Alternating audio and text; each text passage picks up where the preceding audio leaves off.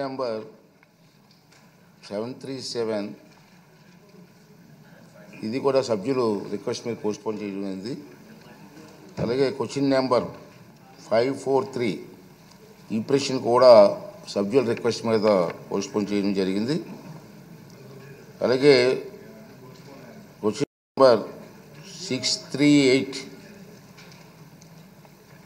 పరిశ్రమలు వాణిజ్య శాఖ మంత్రి గారు వారు కూడా సభ్యులు రాలేదు. దీనికి ఆన్సర్గా నేను అనౌన్స్ చేస్తున్నాను. తర్వాత క్వశ్చన్ నెంబర్ 479 సత్యప్రసాద్ గారు.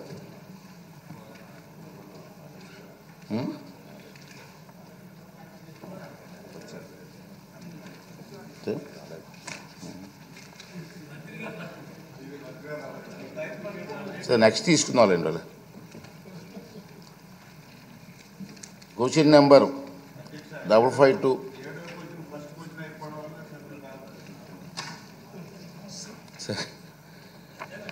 మంత్రులు ఇంటే మంత్రులు ముందుగా వస్తే తప్పే ఉందండి.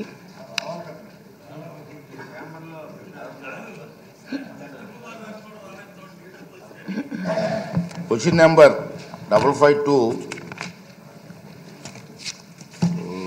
మినిస్టర్ ఫర్ మనోహర్ గారు. Yes sir.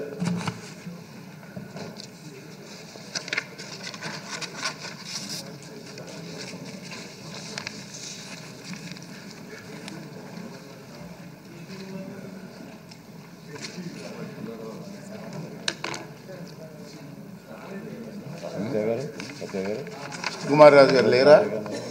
నెంబర్స్ రాలేదు. ఆన్సర్ చేశాను సార్. మీరు చెప్పండి. మీ ఆన్సర్ చెప్పండి. నమస్కారం అధ్యక్ష. ఉన్నారు ఈశ్వరరావు గారు. గౌరవ సభ్యులు అడిగిన ప్రశ్నకు సమాధానం అధ్యక్ష. మొదటి ప్రశ్న లేదండి. ప్రశ్నకు సమాధానం లేదండి. ప్రస్తుతం బియ్యం కార్డులు లబ్ధిదారులందరికీ కూడా ఈ కేవైసీ నిర్వహణలో ఉన్నందున సేవలు నిలిపివేయడం అయింది. కొత్త బియ్యం కార్డులకు మరియు కార్డుల విభజన కోసం సేవలకు వీలు కల్పించే విధంగా ప్రతిపాదనలు పరిశీలనలో ఉన్నాయి అధ్యక్ష. రెండో ప్రశ్నకు సమాధానం లేదండి. మూడో ప్రశ్నకు సమాధానం ప్రత్యేక సందర్భాలలో రేషన్ కార్డు నుంచి సభ్యులు తొలగించే నిబంధన పీడిఎస్ సాఫ్ట్వేర్ అప్లికేషన్ అనేది ప్రతి జిల్లాలో కూడా జాయింట్ కలెక్టర్ వారి అందుబాటులో ఉంటుంది అధ్యక్ష. సో అది ఎప్పుడు కూడా ఎవరైనా లబ్ధిదారులు ఉపయోగించుకోదలుచుకుంటే తప్పకుండా జాయింట్ కలెక్టర్ గారికి అర్జీ పెట్టుకోవచ్చు అధ్యక్ష. అదేవిధంగా డి ప్రశ్నకు సమాధానం బియ్యం కార్డుల మంజూరు కోసం ఎన్ఎఫ్ఎస్ఏ నియమావళి క్రింద అర్హులైన లబ్ధిదారులు గుర్తించడానికి 2/12/2019 తేదీ గల GOMS నంబర్ 12 ద్వారా అర్హత ప్రమాణాలను ప్రకటించడమైంది అధ్యక్ష. ఈ ప్రశ్నకు సమాధానం బియ్యం కార్డులు మంజూరు చేయడానికి వీలుగా అర్హులైన వ్యక్తులు ఎవరు అని గుర్తించడానికి కోసం కూడా ఇదే GO నంబర్ MS-12ని తెలియజేసిన అర్హతలు ప్రమాణాలను అనుసరించాల్సిందిగా ఉంది. ఈశ్వరరావు గారు.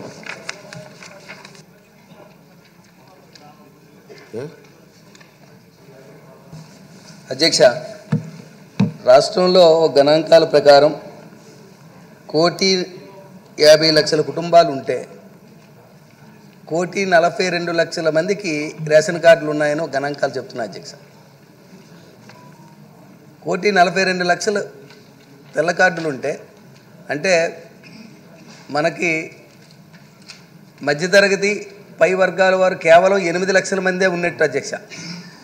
మిగతా 1,42,00,000 మంది కూడా పేదవారే అని చెప్తున్నాయి అధ్యక్ష.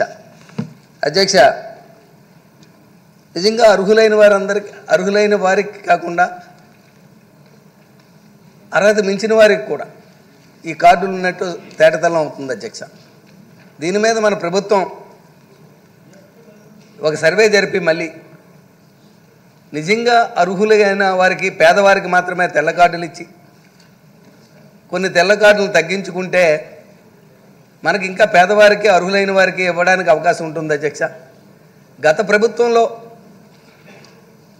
వాళ్ళు కార్యకర్తలకి వాళ్ళ నాయకులకి ఎకరాల భూములు ఉన్నవారికి వాళ్ళకి నచ్చిన వారందరికీ కూడా నచ్చిన విధంగా తెల్ల కార్డులు పంచిచ్చారు అధ్యక్ష.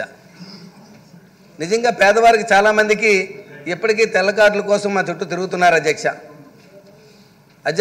అటువంటి పరిస్థితి చూస్తే చాలా దారుణంగా ఉంది అధ్యక్ష. ఈ తెల్ల కార్డుల విషయంలో మన ప్రభుత్వం ఏమైనా దీని మీద స్పష్టత ఉండి తెల్ల కార్డుల మీద నిజంగా మనం ఏమైనా సర్వే జరుపుతామా, జరిపి ఆ తెల్ల కార్డులని అర్హత లేని వారిని తొలగించి అర్హత ఉన్నవారిని తెల్ల కార్డులు ఇస్తే అది ప్రభుత్వం ఎప్పటిలాగా ఇస్తుంది. దీని మీద సమగ్ర వివరణ కోరుతున్నాం అధ్యక్ష మీ ద్వారా. విష్ణుకుమార్ రాజు గారు. అధ్యక్ష, ఈ వైట్ కార్డు విషయంలో అధ్యక్ష, చాలామంది ఇదివరకటి నుంచి వైట్ కార్డ్స్ ఉండి అర్హత లేనప్పటికీ కూడా వైట్ కార్డ్స్ పొంది ఉన్నారు అధ్యక్ష. అసలు వైట్ కార్డు ఉండటానికి ఎంత అమౌంట్ ఉండాలి? What is the difference between a poor person? What is the difference between what is meant by BPL? Middle income అంటే ఏంటి, అబోవ్ ఇన్కమ్ అంటే ఏంటి అనేది క్లారిటీగా ఈ రాష్ట్ర ప్రభుత్వం ఒక నిర్ణయం తీసుకోవాలి అధ్యక్ష. వైట్ కార్డ్స్లో పెళ్లి చేసుకుని వేరే రాష్ట్రాలకి వెళ్ళి లేకపోతే వేరే చోట నుంచి ఈ రాష్ట్రానికి వచ్చినప్పుడు వాళ్ళకి కార్డులో కొత్తగా జంటకి యాడ్ చేసే అవకాశం లేదు అధ్యక్ష. దాని వలన ఆరోగ్యశ్రీ కార్డు మెయిన్గా వైట్ కార్డ్ అంటే ఏదో కేవలం బియ్యము సప్లై గురించి కాదు అధ్యక్ష, కేవలం హెల్త్ రీజన్స్ ద్వారా దాని గురించే వైట్ కార్డు మీద అందరూ కూడా ఫోకస్ పెడుతున్నారు అధ్యక్ష. అట్లాగే చాలామంది భర్తలు చనిపోయిన తర్వాత వాళ్ళకి పెన్షన్ రావాలన్నా మళ్ళీ వైట్ కార్డు ఉండాలి. వాళ్ళకి ఏజ్ 60 years దాటినప్పటికీ కూడా పెన్షన్ రావట్లేదు అధ్యక్ష.